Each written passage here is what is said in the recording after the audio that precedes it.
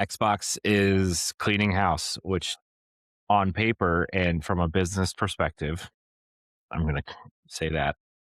And the way that it seems like Asha Sharma wants to go with the business makes sense. A tight, clean ship, studios that make money and make sense to keep, and the ones that don't make sense to keep, either close or sell or spin off or whatever. And that's kind of where we're sitting right now, right? Is like she was brought in for platform growth, which doesn't just include the games, it includes the money and putting boxes in people's entertainment centers and on their desks. But to do that, yes, it's cute to have, Double Fine's, pottery making game or their walking lighthouse game. And it's nice to have, these award-winning games that are different and fun, like Hi-Fi Rush and South of Midnight, all of which are great games, by the way, but they're not system sellers. They're not, and the way the budgets are and the way the size of these studios, like it's not feasible to make games like this anymore under a giant brand like Microsoft. It's just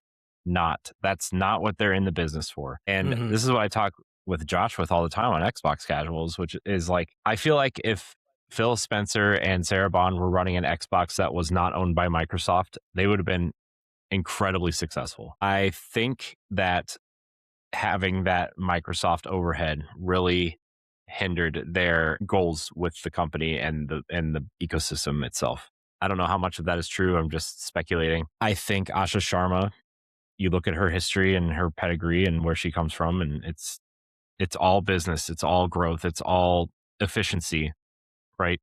That's that's her mission, that's her goal.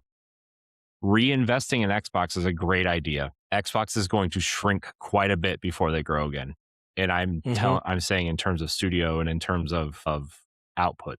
They're going to focus on Halo, they're going to focus on Gears, they're going to focus on Fable, they're going to focus on Call of Duty, they're going to focus on, Overwatch and whatever Blizzard's bringing out next, probably another Diablo game or StarCraft or something. They're going to focus on the games that make them money. Forza, Sea of Thieves, Obsidian's next RPGs, Bethesda's stuff, but these little cute, quirky games like Psychonauts and Kiln and South of Midnight are not going to exist on Xbox anymore. I'm sorry, they're not going to exist within the first party. These games can exist in a Game Pass second or third party capacity. I mean, we're seeing what they're doing with Spyro, right? Like Toys for Bob spun out 3 years ago to go independent. They signed a contract with Microsoft to make Spyro. Microsoft's funding it.